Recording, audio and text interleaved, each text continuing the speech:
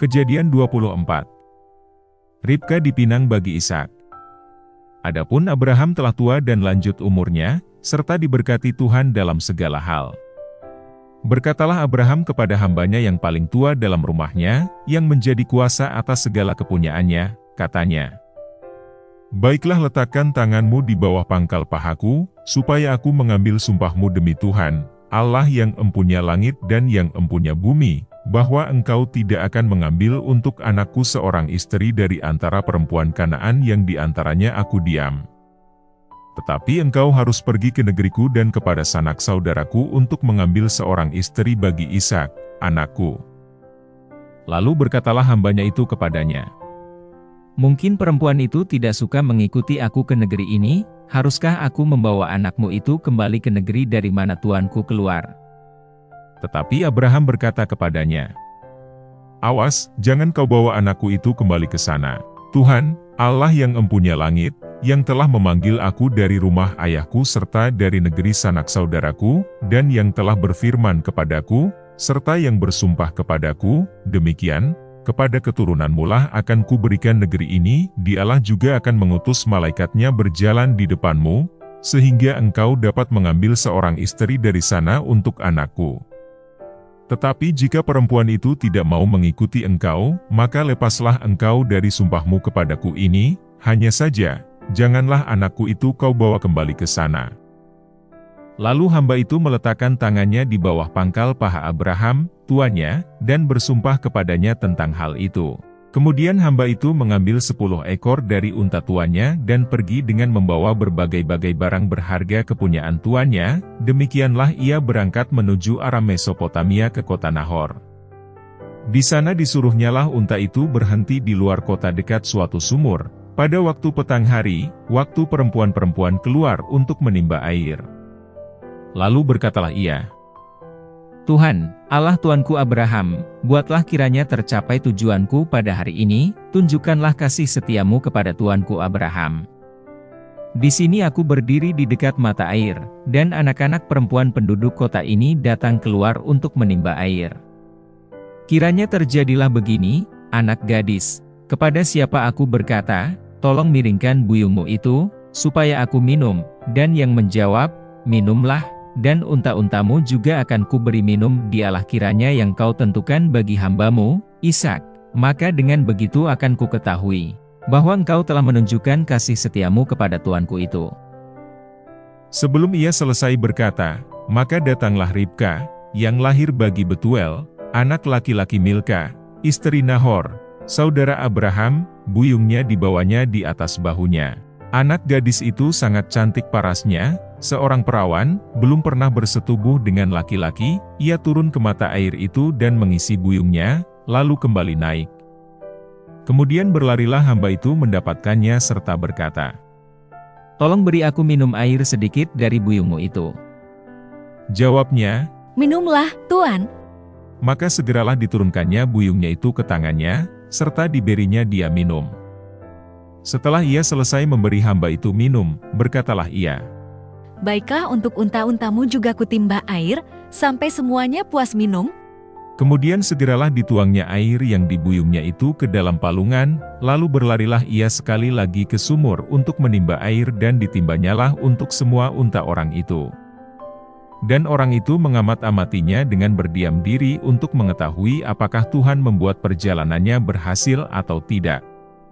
Setelah unta-unta itu puas minum, maka orang itu mengambil anting-anting emas yang setengah shikal beratnya, dan sepasang gelang tangan yang 10 shikal emas beratnya, serta berkata, "Anak siapakah engkau? Baiklah katakan kepadaku, adakah di rumah ayahmu tempat bermalam bagi kami?" Lalu jawabnya kepadanya, "Ayahku Betuel, anak Milka, yang melahirkannya bagi Nahor." Lagi kata gadis itu, "Baik jerami, baik makanan unta banyak pada kami, tempat bermalam pun ada." Lalu berlututlah orang itu dan sujud menyembah Tuhan, serta berkata, "Terpujilah Tuhan, Allah tuanku Abraham, yang tidak menarik kembali kasih-Nya dan setianya dari tuanku itu, dan Tuhan telah menuntun aku di jalan ke rumah saudara-saudara tuanku ini." Berlarilah gadis itu pergi menceritakan kejadian itu ke rumah ibunya. Ribka mempunyai saudara laki-laki, namanya Laban. Laban berlari keluar mendapatkan orang itu, ke mata air tadi. Sesudah dilihatnya anting-anting itu dan gelang pada tangan saudaranya, dan sesudah didengarnya perkataan Ribka, saudaranya, yang bunyinya, begitulah dikatakan orang itu kepadaku. Ia mendapatkan orang itu, yang masih berdiri di samping unta-untanya di dekat mata air itu, dan berkata, Marilah engkau yang diberkati Tuhan, mengapa engkau berdiri di luar, padahal telah kusediakan rumah bagimu, dan juga tempat untuk unta-untamu. Masuklah orang itu ke dalam rumah.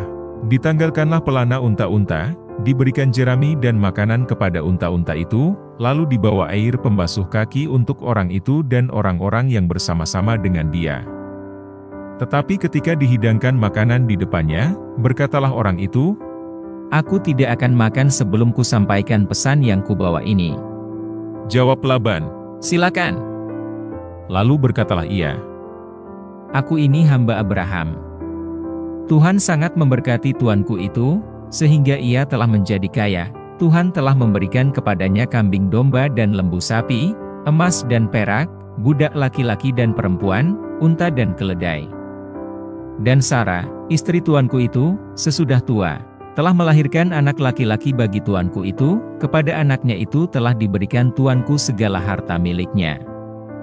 Tuanku itu telah mengambil sumpahku, engkau tidak akan mengambil untuk anakku seorang istri dari antara perempuan Kanaan, yang negerinya kudiami ini, tetapi engkau harus pergi ke rumah ayahku dan kepada kaumku untuk mengambil seorang istri bagi anakku. Jawabku kepada tuanku itu, mungkin perempuan itu tidak mau mengikut aku.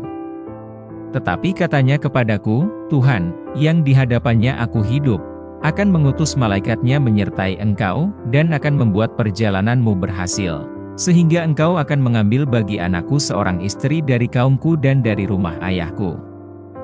Barulah engkau lepas dari sumpahmu kepadaku, jika engkau sampai kepada kaumku dan mereka tidak memberikan perempuan itu kepadamu, hanya dalam hal itulah engkau lepas dari sumpahmu kepadaku.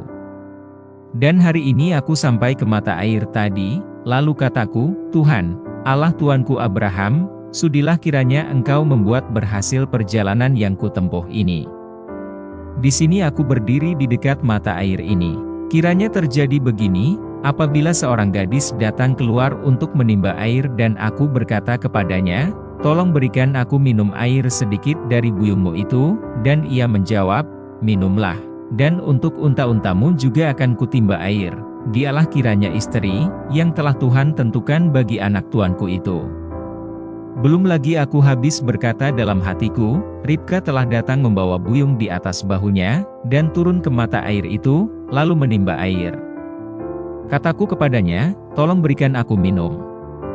Segeralah ia menurunkan buyung itu dari atas bahunya serta berkata, minumlah. Dan unta-untamu juga akan kuberi minum. Lalu aku minum, dan unta-unta itu juga diberinya minum. Sesudah itu aku bertanya kepadanya, anak siapakah engkau?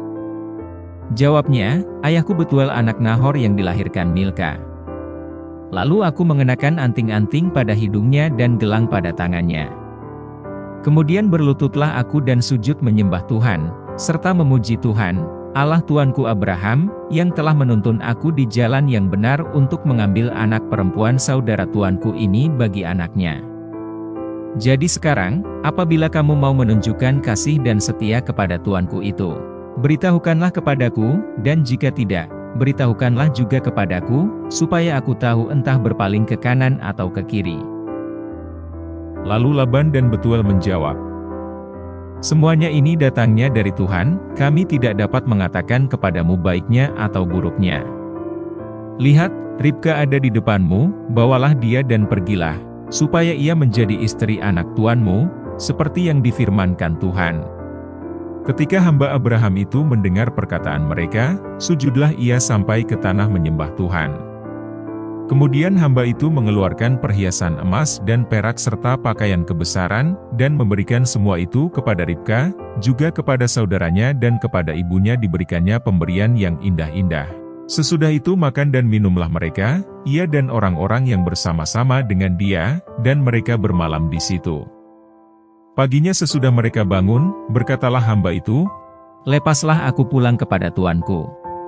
Tetapi saudara Ribka berkata, serta ibunya juga, Biarkanlah anak gadis itu tinggal pada kami barang 10 hari lagi, kemudian bolehlah engkau pergi.